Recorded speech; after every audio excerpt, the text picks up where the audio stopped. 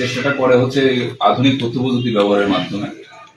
এরা একটা ডিভাইস ব্যবহার করে, সেই ডিভাইসের মাধ্যমে বাইরে থেকে এই উত্তরপত্রগুলো সাপ্লাই করা হয় এবং তারা এই অসৎ উপায় অবলম্বন করে পরীক্ষায় ভালো রেজাল্ট করে পরবর্তীতে চাকরিতে নিয়োগ পায়।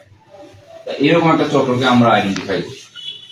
করার পরে এই চক্রটা আজকে একটা পার্টি তাদের যে শিকার, এই শিকার ধরার জন্য ক্যাপ্টেন ব্যাকোলজি আছে আমাদের পুলিশ লাইন সংলগ্ন, এখানে অবস্থান করছিল। আমরা এটা জানতে পারি, আমরা ভেরিফাই করি, কনফার্ম হওয়ার পরে তারা আমরা তাদেরকে চ্যালেঞ্জ করি, তাদের কাছে জিজ্ঞাসাবাদ করি।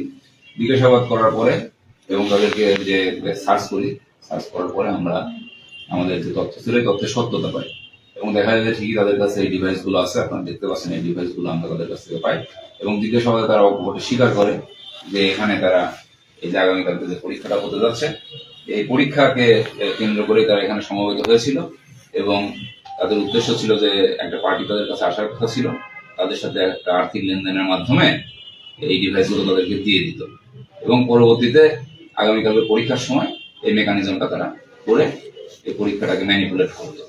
আমরা যে দুজনকে অ্যারেস্ট করেছি, দুজনের বাড়ি এই শহরে না, তাদের বাড়ি দুজনের বাড়ি মিঠাপুকুরে এবং এই উদ্দেশ্য নিয়ে তারা এসেছিল এবং আমরা তাদেরকে জিজ্ঞাসাবাদ অব্যাহত রেখেছি এবং তাদের কাছ থেকে আমরা গুরুত্বপূর্ণ সূত্র পাচ্ছি।